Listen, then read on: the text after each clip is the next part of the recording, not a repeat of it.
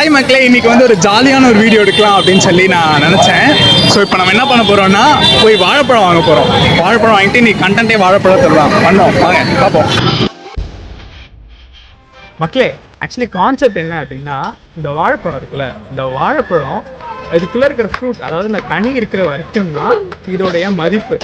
Once இப்போ பிச்சிட்டோம் அப்படின்னா இந்த தோலுக்கு என்ன இல்லை, மதிப்பே கிடையாது. இந்த மாதிரி தாங்க வாழ்க்கையிலையும் நம்ம லைஃப்பில் ஆவியானவர்னு ஒருத்தர் இருக்கிற வரைக்கும் தான் நமக்கு மரியாதை.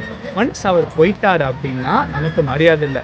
வேதத்தில் அழகான ஒரு வசனம் இருக்குங்க. யாக்கோபு 2:26 என்ன சொல்லியிருக்கு அப்படின்னா, ஆவி இல்லாத சரீரம் செத்ததாக இருக்கிறது, அதே போல் கிரியை இல்லாத விசுவாசமும் செத்ததாக இருக்கிறது. ஸோ அதனால் வாழ்க்கையில் எப்பயுமே ஆவியானவர் வச்சோம்னா நீங்கள் எடுங்க.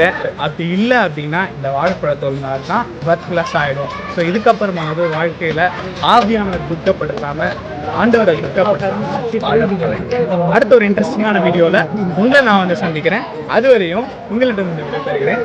நன்றி.